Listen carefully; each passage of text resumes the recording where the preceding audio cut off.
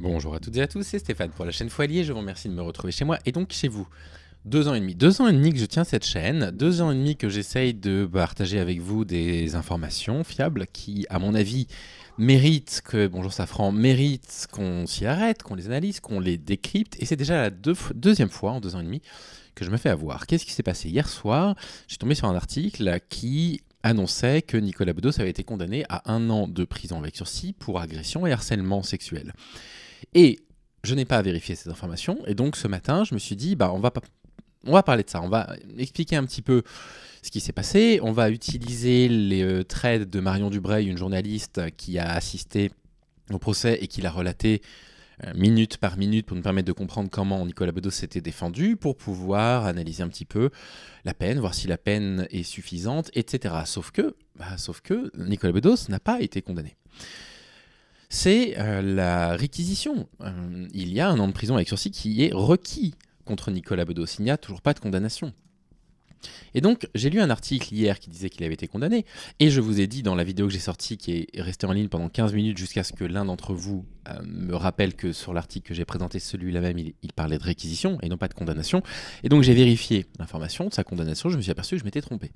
Alors c'est pas très grave en soi, ça arrive à tout le monde de se tromper. Le problème c'est que moi ça fait 2 fois en 2 ans et demi, et si je veux pouvoir conserver le lien de confiance que j'ai avec vous, il faut pas trop que ça se reproduise. Et j'avais une seule chose à faire pour ne pas tomber dans le panneau, c'était simplement vérifier ce que j'avais lu hier soir. C'était juste ça, j'avais juste à vérifier et je ne l'ai pas fait. Je ne l'ai pas fait parce que j'avais un gros biais de confirmation, et puis parce que j'attendais cette nouvelle, j'espérais qu'il soit condamné d'une certaine façon.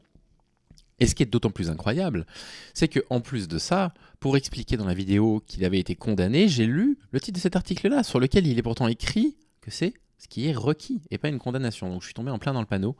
Je me suis fait avoir par un article qui est sorti hier, que du coup je vais évidemment pas citer, qui est toujours en ligne d'ailleurs, et qui sera probablement rétracté rapidement. Et je vous présente mes excuses. On va néanmoins quand même faire l'épisode, parce que la défense de Nicolas Bedos est très intéressante. On va la mettre dans la playlist qui s'appelle « Accusés de VSS, ils se défendent », parce qu'il y a beaucoup de choses dans sa défense qui ne vont absolument pas, qui ne conviennent pas du tout. Donc, actuellement, Nicolas Bedos est jugé au correctionnel de Paris, tribunal correctionnel de Paris. J'ai cru lire, mais je ne suis pas tout à fait sûr de la date, qu'il y aura une sanction définitive décidée ou non, ou une relaxe le 22 octobre.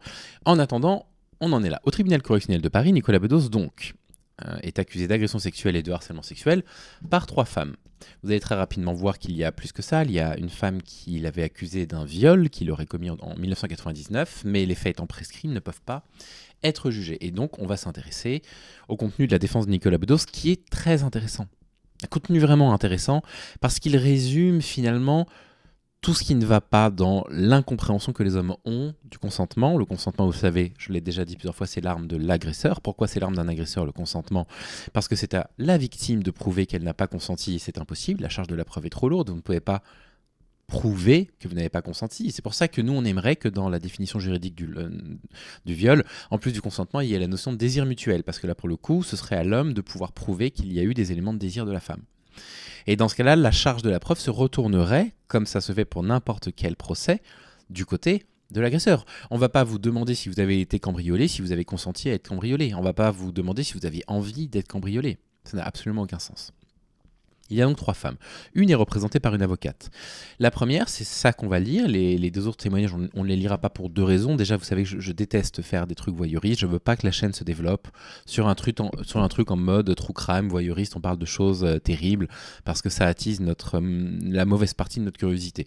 On va prendre du coup ce témoignage-là, comme je l'avais fait la première fois que j'ai tourné cet épisode il y a une petite heure, parce que c'est là que les arguments de Nicolas Bedos sont les plus intéressants. Donc, parmi les faits qui lui sont reprochés, il y a celle d'une serveuse dans un bar parisien qui a raconté aux enquêteurs que Nicolas Bedos l'avait attrapé par la taille et embrassé dans le cou dans la nuit du 11 au 12 mai 2023 alors qu'il était ivre. Et je voudrais juste faire une toute petite parenthèse là-dessus. C'est pas sur cette affaire-là qu'on va s'arrêter sur l'affaire d'agression sexuelle présumée. Contrairement à ce qu'affirme Caroline Forest, tout le monde est capable de comprendre qu'il existe une différence entre prendre une femme contre soi et l'embrasser dans le cou et lui toucher le sexe, et la violer, etc. Tout le monde sait qu'il y a une différence. Personne ne dit que ce sont les mêmes faits et que ce sont des faits aussi graves. Ce qu'on est en train de dire, c'est que si on veut que la violence masculine s'interrompe, si on veut que la domination masculine s'interrompe définitivement, il faut intervenir à chaque fois où il y a des manifestations de domination, où il y a des manifestations de pouvoir, où les hommes objectifient les femmes. Il faut s'arrêter et il faut que la loi nous suive, avec des grilles de sanctions différentes, bien évidemment. Mais contrairement à ce que Carolus Forest dit, on n'est pas la génération qui ne fait pas la différence entre un baiser dans le cou, forcé, comme ils le disent, et un viol. Bref.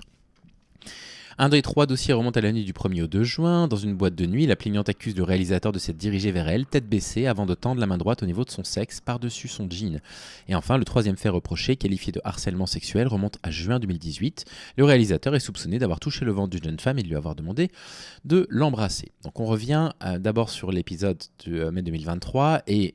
Au départ, le président rappelle qu'il y a eu des conséquences physiques sur la plaignante qui a très très mal vécu ce qui se passait. Et Nicolas Bedos avait d'ailleurs reconnu à ce moment-là des gestes d'amabilité lourde. Il dit qu'il respecte la parole de la plaignante. Quand il est sobre et qu'une femme lui plaît, elle ne le sait pas. Quand il est ivre, il peut y avoir de la douleur, de la lourdeur et de la tendresse. Et donc ça, du coup, c'est la première circonstance aggravante. C'est pas du tout une circonstance atténuante. Il le sait, il le dit.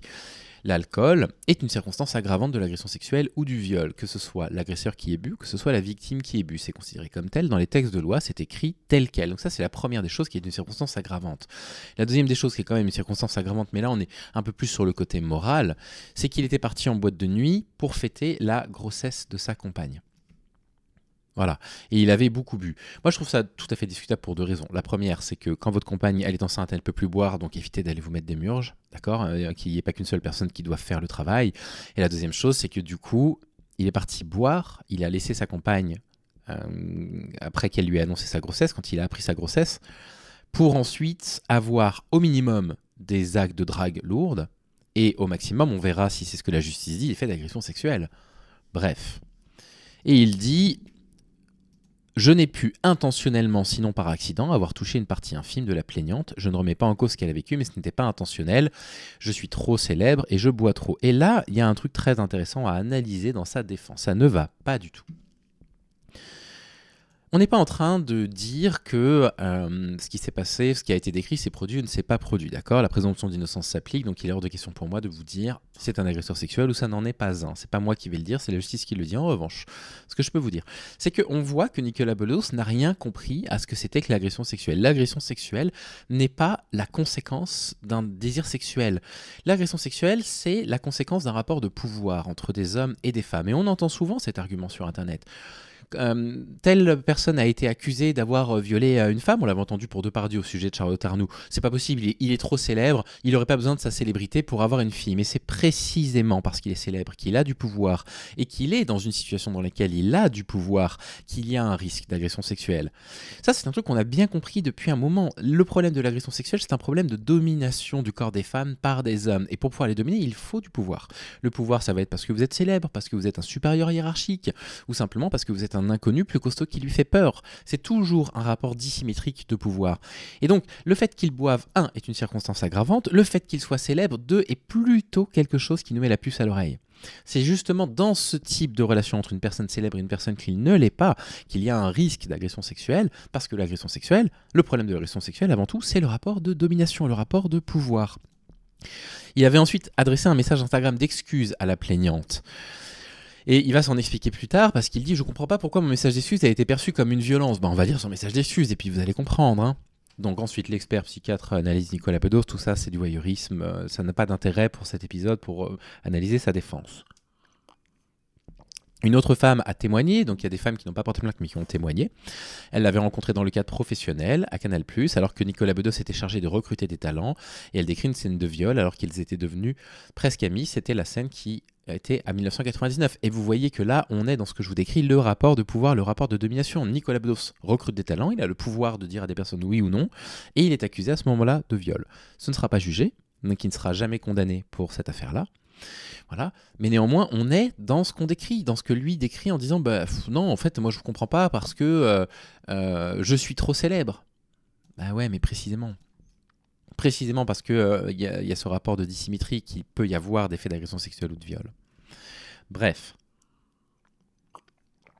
Il rappelle qu'il y a eu l'effet du baiser forcé dans le cou. et qu'il y ait beaucoup de personnalités autour de lui qui reconnaissent la lourdeur du scénariste ou son amour de l'amour. Et là, il y a quelque chose qui ne va pas. Donc on oublie le cas Nicolas Bedos, on va parler du cas par exemple Gérard Depardieu. Lorsque Charlotte Arnoult a été la première femme à avoir dénoncé ses viols, personne ne l'a cru. Les gens ont commencé à la croire quand il y a eu le reportage où il tient ses propos dégradants sur une gamine sur un cheval. Donc on retient que vous les hommes, vous accordez plus de crédit à des propos graveleux qui sont certes des propos scandaleux mais qui restent des propos graveleux que quand une femme décrit avoir subi un viol. Et puis ensuite, il y a eu tellement d'autres choses qui sont ressorties de Depardieu qui disaient bah oui, on a fait des partous, on a vu plein de femmes avant, beaucoup de femmes qui ont parlé. Et qu'est-ce qu'on dit les hommes? Ah ouais, on savait, hein.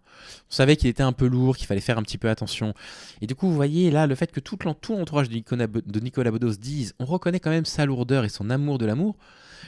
Tout ça constitue un dossier. Constituer un dossier, ça ne veut pas dire qu'il est coupable de ce qu'il a fait, mais ça veut dire simplement que ce que vous lisez là est tout à fait crédible en fait. Nicolas Bedos présente ça, oui, mais moi je suis très célèbre, comme quelque chose qui nuit à la crédibilité d'un témoignage, alors que c'est tout l'inverse. Tout ça rend tout ça particulièrement crédible. Concernant le baiser dans le cou, il dit c'est pas antinomique avec ma personnalité. Ce genre de geste s'inscrit dans une ambiance aussi bien de la part des hommes que des femmes. Et alors là, écoutez, la catastrophe, ça pourrait lui être reproché. Nicolas Bedos aurait fait valoir un contexte de consentement généralisé en interrogatoire. Et là, c'est une catastrophe. Voilà tout le problème du consentement. Le consentement seul, sans le désir mutuel, ça ne va pas. Il ne peut pas y avoir de consentement généralisé, ça n'existe pas. Le consentement, par définition, est quelque chose qui se donne et qui se retire. C'est-à-dire que si vous avez des femmes qui décident d'aller dans une boîte de nuit pour séduire, on va dire que c'est le cas. Il y en a plein qui n'y vont pas pour séduire. Il y en a plein qui vont simplement pour aller danser, pour se faire du bien, pour écouter de la musique, pour boire un coup avec leurs copines. Mais supposons qu'elles viennent avec cette idée-là, en disant « j'y vais parce que j'ai envie de plaire », pour les raisons qui les regardent. Ça ne veut pas dire que le consentement est automatique quand elles vont rencontrer quelqu'un. Et quand Nicolas Bedos dit « oui, mais il y avait un truc de consentement généralisé », mais quelle incompréhension de ce que c'est que le consentement. Le consentement, s'il est libre, doit pouvoir être retiré. Donc il ne peut pas y avoir de consentement généralisé quand on arrive là. Et il ne peut pas dire c'est un peu caractéristique de ma personnalité d'embrasser quelqu'un dans le cou, puis de toute façon les gens sont un peu là pour ça. Ah non, c'est pas parce que les personnes sont venues avec une idée en tête qu'à l'instant même où on rencontre cette personne-là, on a le droit de le faire sans avoir soit l'autorisation verbale, soit une autorisation... Enfin, je veux dire, c'est quand même facile de voir quand on plaît à quelqu'un, quoi, non verbal. C'est facile de voir des signes quand on plaît à une personne, et quand on lui plaît pas, c'est très facile à voir aussi. Personne ne regarde pas dans les yeux, elle nous sourit pas spécialement. Il n'y a pas les petits gestes qui pourraient trahir un rapport de séduction.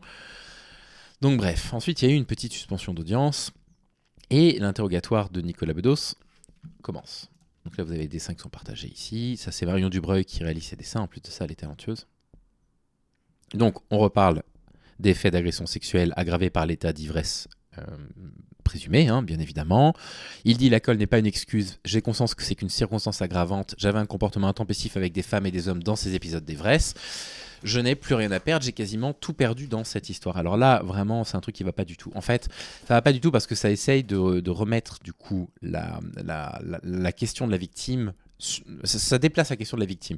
La victime, c'est potentiellement la personne qui a subi une agression sexuelle. La victime, c'est pas cette personne-là. Nicolas Bedos, vous avez reconnu que y avait un consentement généralisé et que c'est un petit peu dans vos gènes, je sais pas, dans votre comportement habituel de faire ça. Si vous voulez pas passer devant un tribunal et si vous voulez pas que votre carrière ait un frein, en fait, vous faites pas ça. C'est pas la faute de la fille qui a porté plainte, pas du tout de sa faute. Et ça, vraiment, ça va pas du tout. Ça va pas du tout parce que si vous voulez,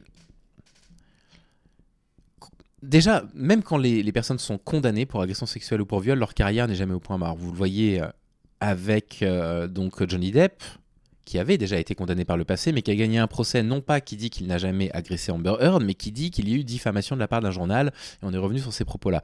Vous avez des personnes qui ont, vous prenez, je sais pas, Adrien Quatennens, par exemple, qui est toujours autour de la France Insoumise. Les carrières ne sont pas brisées dans ces circonstances-là, c'est complètement faux.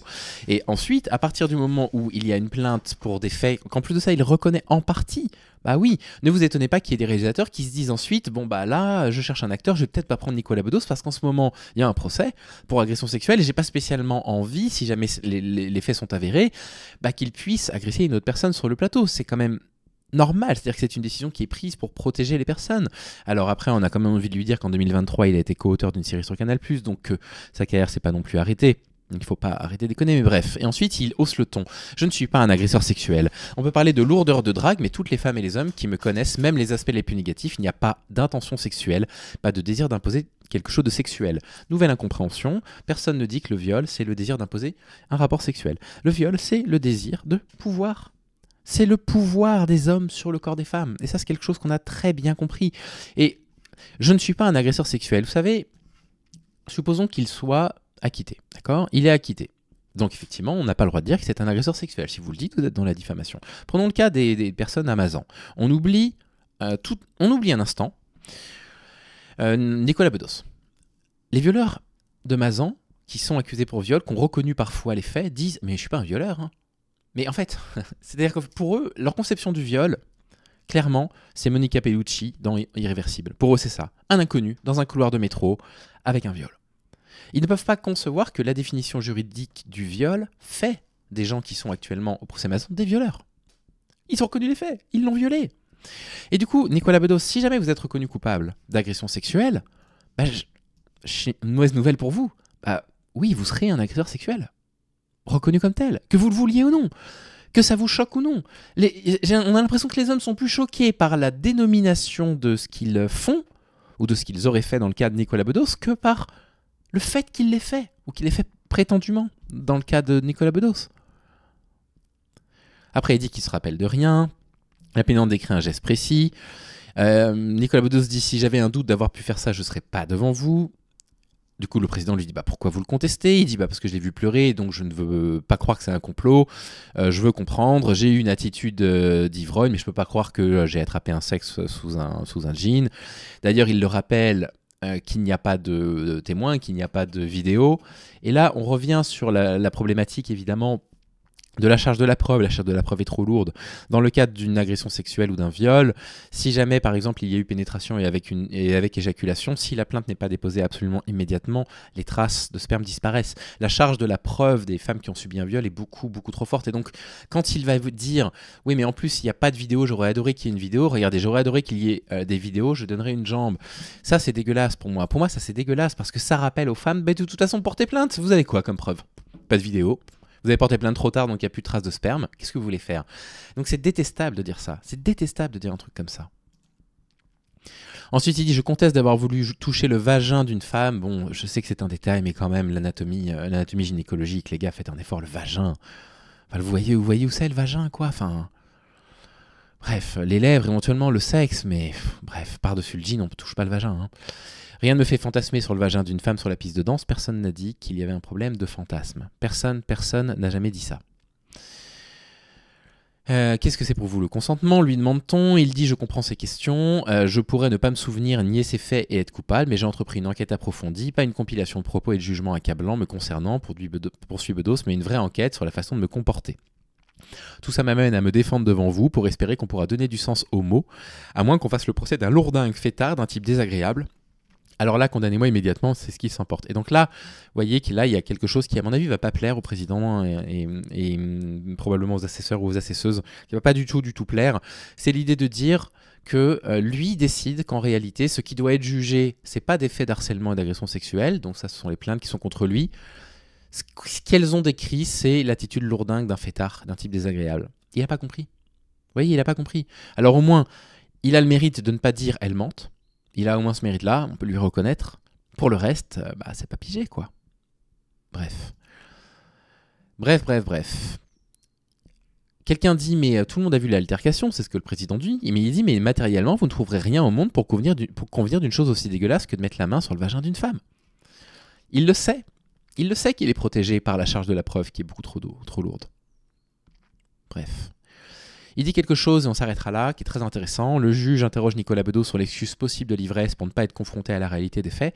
Le prévenu assure qu'il n'utilise pas d'excuse facile pour ne pas passer pour un pervers. Et le président lui rappelle, les agresseurs sexuels ne sont pas tous des pervers.